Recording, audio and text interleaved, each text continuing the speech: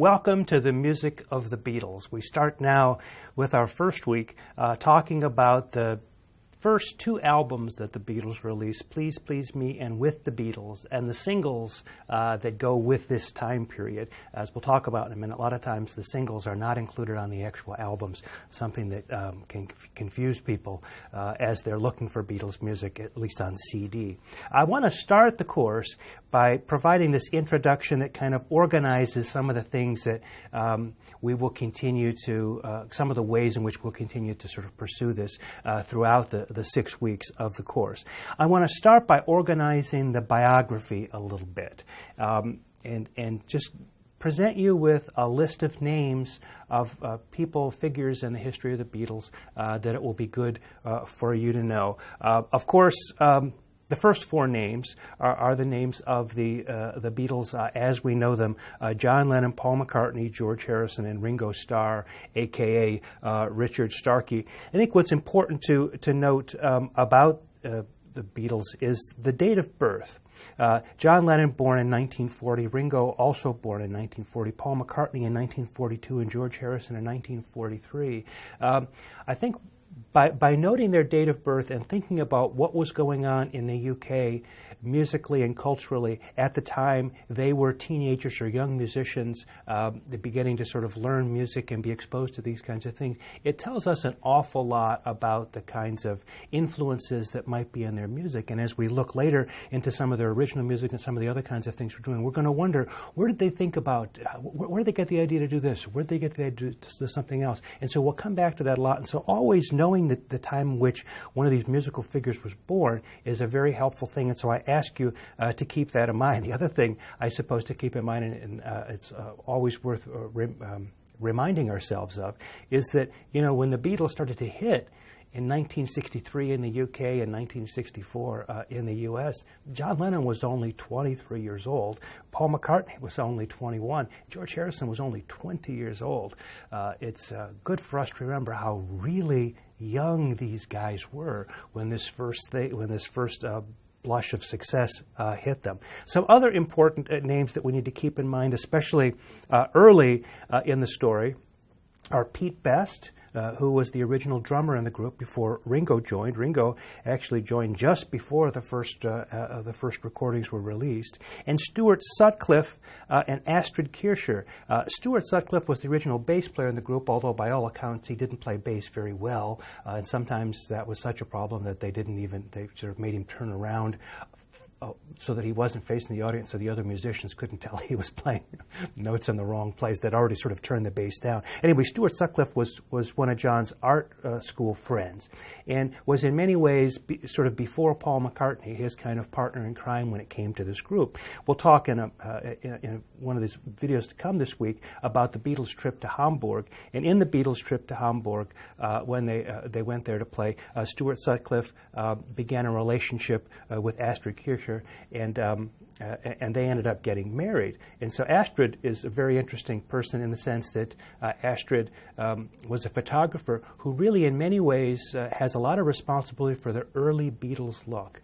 And that early With the Beatles, Meet the Beatles album cover where they've got the Beatle haircuts and they're sort of half in light, half in shade. All of that comes from the pictures that Astrid took. So that whole Hamburg scene, Astrid Kircher, Klaus Voormann, others who were part of that Hamburg milieu of art students that were hanging out with the Beatles, that's all very, very important on their early development.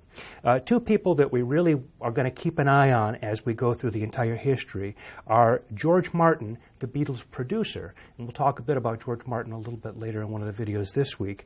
George Martin is there from the very beginning, and with the exception of one album, is there till the very end and plays a crucial role in helping the Beatles shape their sound. George Martin is many years older than the Beatles, so he's more like a kind of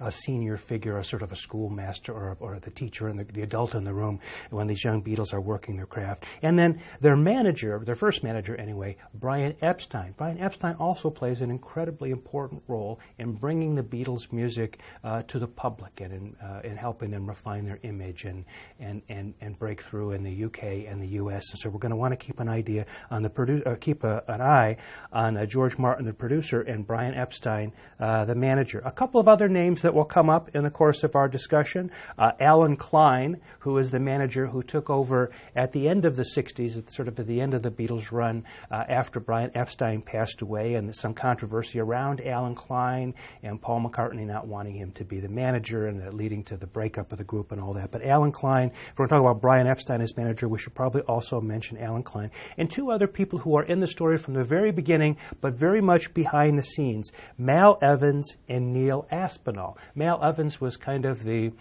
both of them were kind of roadies for the group, helping them, load their gear. I mean, imagine back in 1963 when they were touring around the UK, there were just the four Beatles and Mal and Neil. They would go to a gig and they'd basically be carrying their own stuff in, not unlike a lot of bands that play clubs.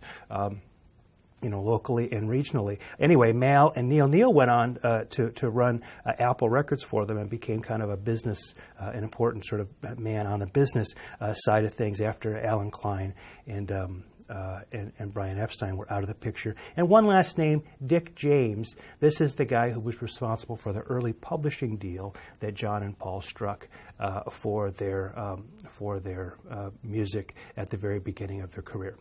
In addition to important names, there are a couple of important places and companies we're going to need to keep straight. If you haven't looked at a map and sort of oriented yourself with regard to the way England is set out, we need to keep a clear idea of where Liverpool is and what the Liverpool scene is, as opposed to where London is and what the London scene is. Of course, in the UK, London, the capital of the country, is where the music business was focused and was really thought of itself as being extremely sophisticated and cosmopolitan and these kinds of things. And Liverpool was kind of seen as a kind of a northern outpost, not particularly glamorous, a port city, relatively prosperous, but not seen as very culturally advanced. And so there are issues about the Beatles coming from Liverpool and making it in London that we'll address a little bit later in the course. I've already mentioned Hamburg, the important city in Germany where the Beatles went and really learned their craft in, as we'll discuss a little bit later, sort of mercilessly long and hours in the clubs, so playing tune after tune after tune. But it's an important city, Hamburg. The companies that we need to keep an eye on are Parlophone, the actual label that George Martin worked for, on which almost all of the Beatles music in the UK all the Beatles music in the UK was released, and the parent company to Parlophone, EMI. So EMI was the big company that wasn't just a record company. EMI made audio gear and did a lot of different kinds of things.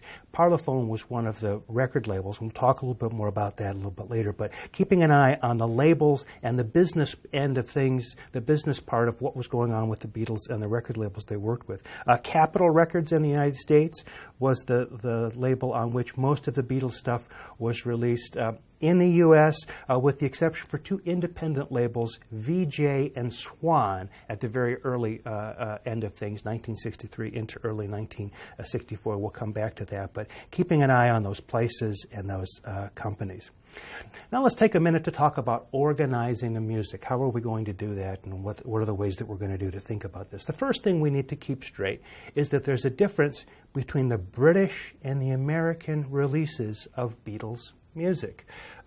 So for those of us who grew up in the United States, for example, there are a handful of albums that were never, ever actually albums in the UK release. The Beatles records would typically at the beginning have about 14 tracks on them. When Parlophone would send those records over, and oftentimes they wouldn't have singles. So there'd be additional tracks that, in addition to 14, there might be a single and a B-side, that Capitol in the US, in Los Angeles, would get a hold of. Well, they thought, well, look, we only ever release 12 songs at the most on an album, and we got to have the singles on the album. And so Capitol would slice some tunes off and release an album that was a pretty close parallel to the British release, but wouldn't have all the songs on it. And then when they gathered up enough songs to create a new album that the Beatles had never released, they would just put them all together into a hodgepodge of miscellany and just sort of release them that way. And so people are sometimes, who grew up with these records, are sometimes confused why I'm not talking about albums that they bought back in the day. Well, the fact is,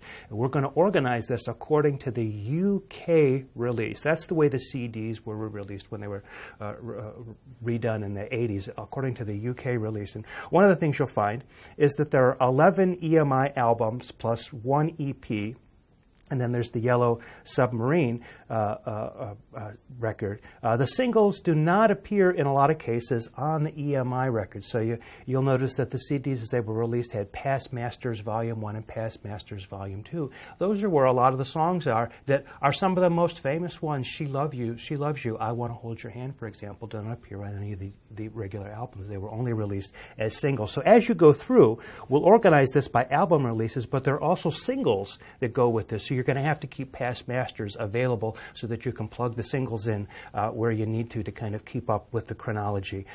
Some other recordings that I think are worthwhile having are the Live at the BBC recordings. There are now two collections of Live at the BBC, which give us a sense of how the Beatles sounded live in the early days. The three Beatles anthology CDs are fantastic, and there are tons of bootlegs now sort of on YouTube of variant versions of things. All of those help kind of flesh out the picture.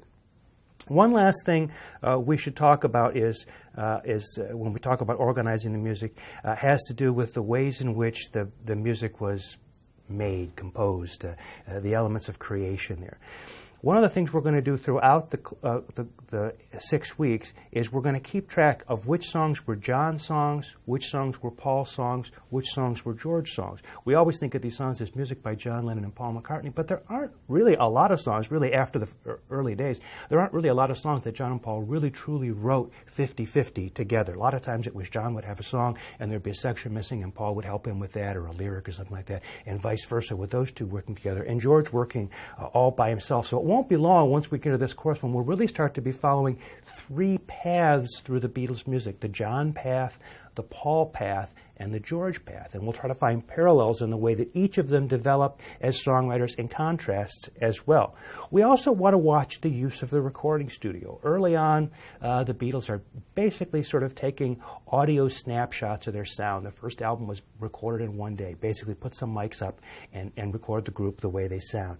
As they continue to develop, they continue to use the recording studio in increasingly interesting and experimental kinds of ways. We're going to want to keep an eye on how that develops over the course of the albums. We also want to keep an eye on instrumentation. Early on, it's two guitars, bass, drums, and vocals. Then other instruments start slowly sort of working their way into the texture. I want to keep an eye on the lyrics, the seriousness of the lyrics, going from sort of very innocent, naive, teen love kind of lyrics to things that are increasingly more philosophical and sophisticated, and even sort of drawing on elements of avant-garde art and that kind of thing. And we also want to keep an eye on the Beatles' musical ambition. That is, the idea that they're always trying to push the envelope, do something new, do something that they haven't done before. At first, one of the stories is that the story we're going to tell this week is how the Beatles excelled as being fantastic pop craftsmen. They learn the pop craft, the craft of arranging and writing a good pop song. But next week, we're already going to start looking at how, not being totally satisfied with that accomplishment, they're already sort of pushing at the edges of that to do things that are increasingly ambitious. Of course, by the time we get to albums like Sgt. Pepper or Abbey Road, they're doing all kinds of really almost sort of art music kinds of things with their music. So we're going to want to watch that progression as we go. Well, with that introduction, let's dig in to the Beatles and think about what was happening before Beatlemania, the UK pop scene pre-1963.